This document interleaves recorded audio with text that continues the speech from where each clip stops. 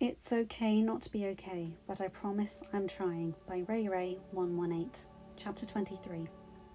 The Seeker Off garnered a lot of attention over the course of the next week. Fred and George had a betting pool going, and at least half the school was planning on attending. Victor received many strange looks as he chose to eat lunch and sometimes supper at the Gryffindor table several times during the week. He and Harry spent a good deal of time talking about Quidditch, with Ginny chiming in. Victor was interested to hear that she was a chaser and asked if she played for the school team. Her reply of hoping to take a spot in a couple of years when the current starters have graduated gave way to a conversation on the bonuses of having a reserve team. Harry made a mental note to bring that idea with whoever would become Quidditch captain next year. Ron tried to get into the discussion, but he wasn't quite able to hold a conversation with his hero. Victor even tried to get him to open up. Once Harry mentioned he was a fair keeper, but Ron just blushed and mumbled something unintelligible. Since sitting with the Gryffindors also gave Victor a chance to see up close and personal just how Hermione and Ron interacted. He knew he was taking the fourth-year girl as a friend, and she hadn't wanted anyone to know until the night of the ball.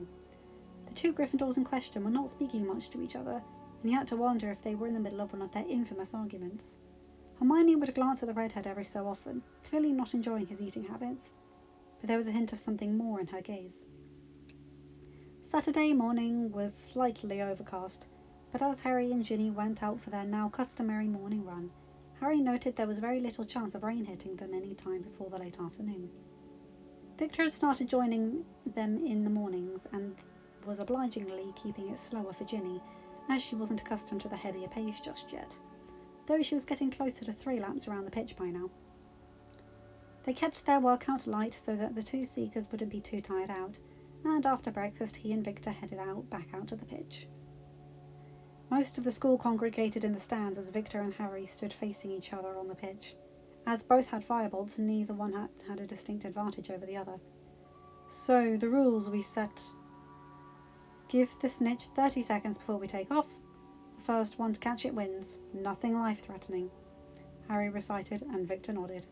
They both turned to Ginny, who offered to release the tiny golden ball for them. Harry gave them a quick smile before asking, "Ready?" Ginny asked. Both nodded, and the redhead opened the case for the snitch to fly out. It hovered for about 5 seconds before vanishing into the air. Harry and Victor, as agreed, held each other's gaze for 25 more seconds as Ginny timed them on her "Now!" Both mounted their brooms and shot off into the sky. Each seeker had his own method for searching. Victor's was more methodical. He seemed to search the pitch in a grid pattern, while Harry wove back and forth, diving in short bursts before levelling out and rising back to his formal height. A shout drew Harry's gaze to his opponent, who had gone into a steep dive. A quick scan of the air below Victor told Harry that it was a fake, so he hadn't followed. Victor, realizing the young boy hadn't bought the ploy, levelled out and continued searching. A few minutes later, Harry tried a fake of his own. He had been practicing the Vronsky feint over the summer, whenever Minerva hadn't been around to yell at him for risking his life, and as he dove, he was oblivious to the screams and gasps from the crowd. He heard nothing except the whistling of the wind in his ears. Barely 6 inches above the grass, he levelled out, feeling the blades caress his feet. Behind him, Victor had also managed to straighten out in time, though not without a Bulgarian curse. As they both rose back to a playing height, Victor nodded. "Nice dive!" he called out. Harry smirked his thanks before they returned searching.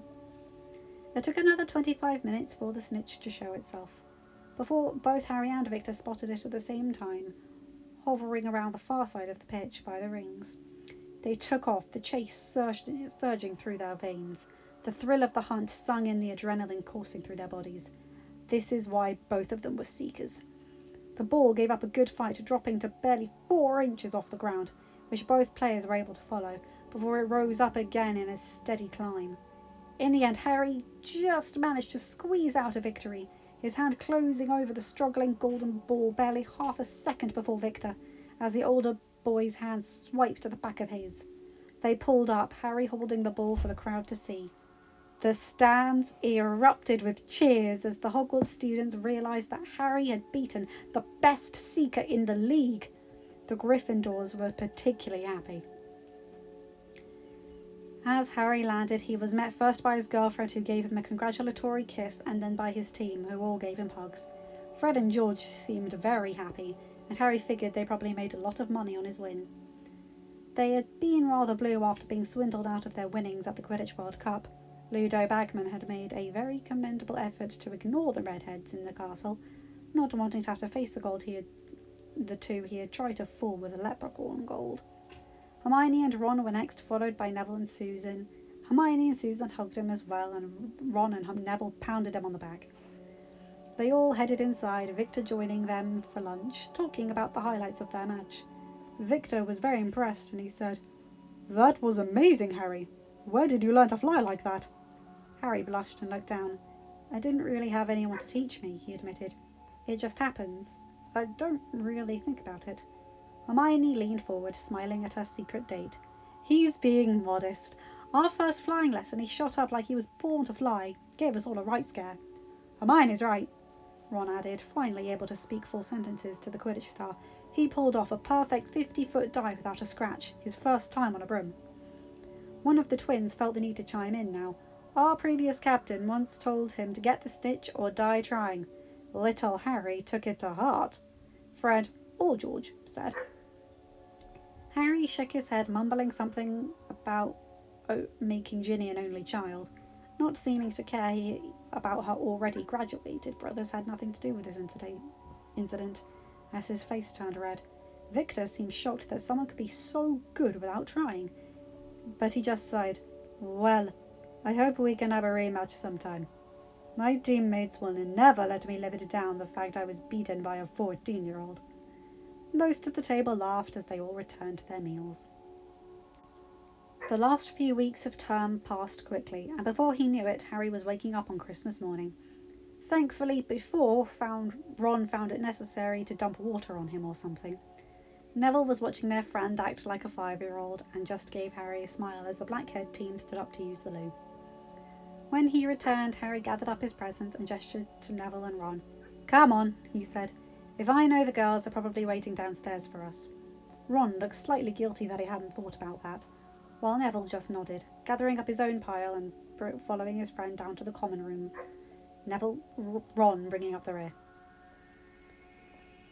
As Harry had said, both Hermione and Ginny were sitting on the sofas by the fire, waiting with their presents by their feet.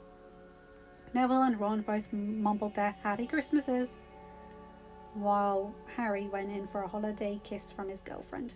He could feel her happiness through their bond, and he sent back his own feelings of contentment.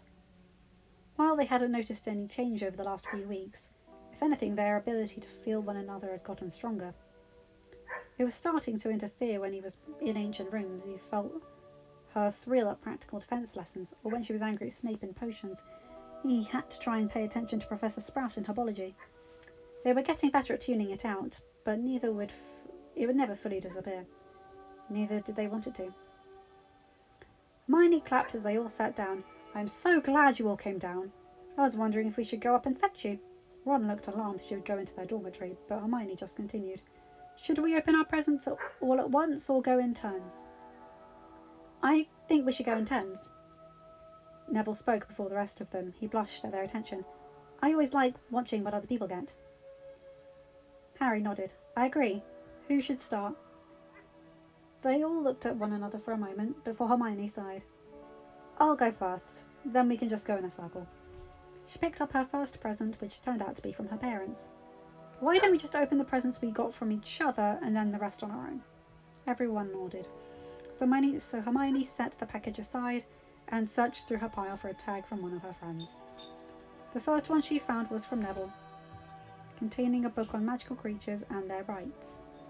Hermione had put up a big fuss upon hearing the way house elves were treated after learning about Dobby, and when she discovered that Hogwarts employed the creatures. She had all been for trying to free the entire species. Only some fast talk from Neville and Harry calmed her down. Once they had explained to her that those house elves needed to be bonded to a family to survive, she lost some enthusiasm. She still didn't like the way that so many were abused, but she was more understanding as to why they needed to serve wizarding families and households, and started focusing her efforts more on dealing with the way some families used physical punishments on their elves. Ginny was next, and opened a box of chocolate frogs from Ron. She smiled her thanks before they turned to Harry. He opened his present from Ginny. She had given him a stag-shaped pendant with tiny green eyes. She was very nervous as he looked at her. "It can be added to the bracelet I got you for your birthday. The green isn't emerald, unfortunately, but I thought we could match, and I had to make a special request for the shopkeeper to get the eyes right, but..." She was cut off as Harry's mouth crashed onto hers, kissing her passionately. Ron gave a weak protest, but Hermione elbow shot him up. Ron's turn was next. His gift from Hermione was a book on herbology that he had been wanting to read. Ron's first present was a book on chess from Hermione. He was almost blushing as he thanked her. They continued open presents for a while longer. Hermione received books mostly, on Transfiguration from Harry, Ancient Runes from Ginny, in addition to the one that Neville had got her. Ron, of course, got her candy. She hid her disappointment as she thanked him. She had thought he might be changing a bit. She was sure that she had seen something when he learned that she already had a date to the ball, and Victor had told her he was definitely getting jealous, but he hadn't said or done anything. Ginny's other presents included a book on Quidditch from Neville, a stationery set from Hermione, and a gorgeous hair ornament from Harry. On studying it further, she noted it appeared to be encrusted with what seemed to be garnets and emeralds in the shape of a rose. She was blushing as she thanked him profusely. Harry just smiled and let her snuggle into his side, feeling completely content. Neville got another book on herbology from Ginny, candy from Ron, and a grow-your-own-herb kit from Harry. He looked it over, confused, and then he turned back to Harry. Harry was smiling. "It's a Muggle thing," he explained. Neville nodded and smiled as he thanked his friend.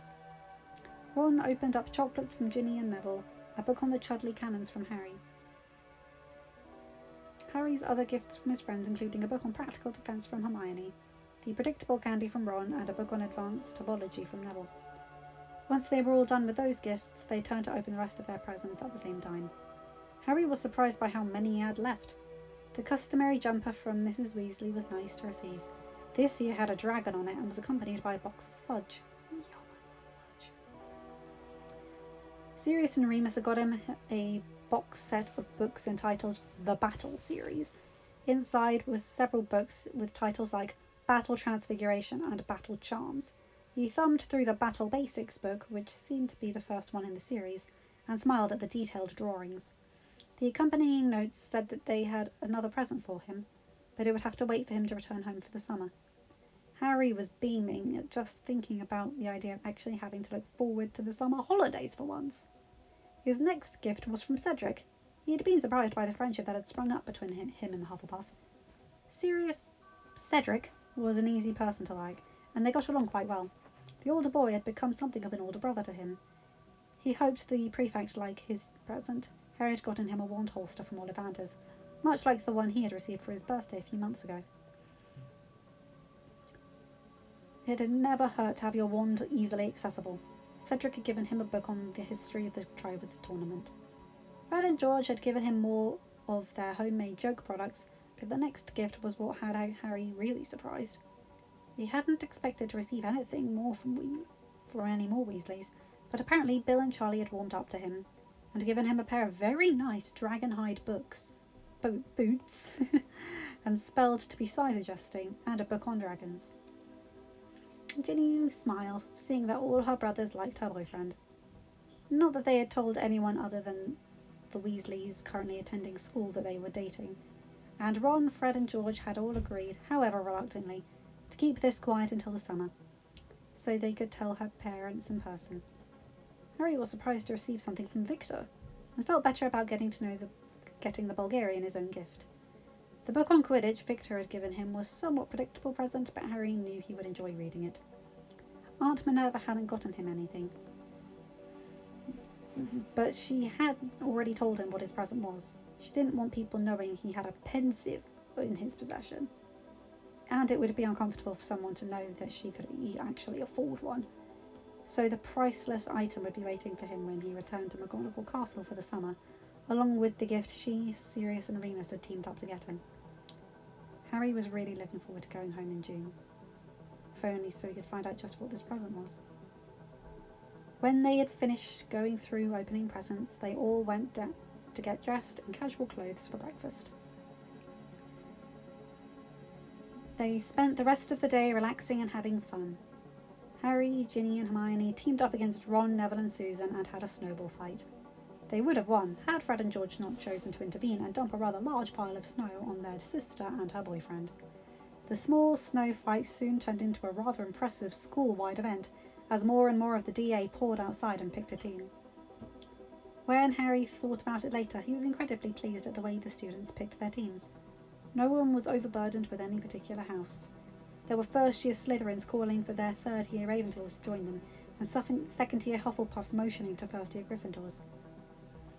But what Harry considered the best part was when his little friend Evan, the boy who had asked him that innocent question on their first night at the castle, the question that inadvertently spawned the whole DA, shouted for Alan Whitlock, his first-year mate in Slytherin, to help him beat up a couple of third-year Hufflepuffs with snowballs. These students were understanding that beyond the houses, they really were not that different.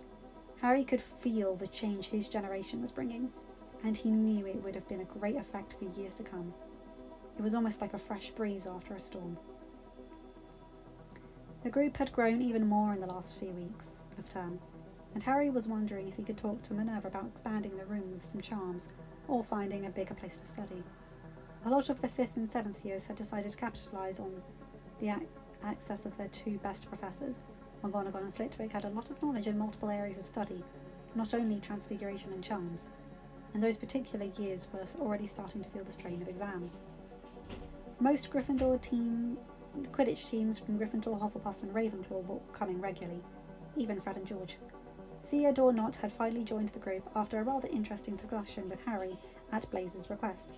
While Nott Sr. ran more to Malfoy's line of thought, it seemed like his son was not quite so eager to follow a half-blood maniac. He wouldn't be following Dumbledore anytime soon, but then again, neither would Harry. The snowball fight wasn't looking good for Harry's side until a rather opportune wave of snow managed to find itself on top of a large group that had flocked to support Neville, Susan and Ron. Harry was grateful that their fight had ended and ended up just underneath the window of the Transfiguration classroom. Ha ha, go Minerva! They returned to the castle shivering but happy mid-afternoon so that the girls could get ready for the ball. Harry, Ron and Neville wouldn't need to start for another couple of hours, so they stayed in the common room, Harry reading his Battle Basics book and Neville bravely agreed to play Ron at chess. Harry privately didn't know why anyone bothered anymore, but he didn't say anything. Ron was a chess champion, and it made him happy to beat his classmates resoundingly. End of chapter 23, part 1. Hi guys, hope you enjoyed this. Starting to break up some of the longer chapters, it makes the videos easier to make. I really love the snowball fight, seeing all those kids like playing around with one another. And the Seeker-Off, well, of course Harry was going to win. What else would happen? Remember to like, comment and subscribe, and follow me on Twitter as well. You can find me there. And just keep listening to my channel. I'm really loving doing this. Have a good day, night, or whatever time zone you're in. Bye, my guys, gals, and non-binary pals. See you in chapter 23, part 2. Bye!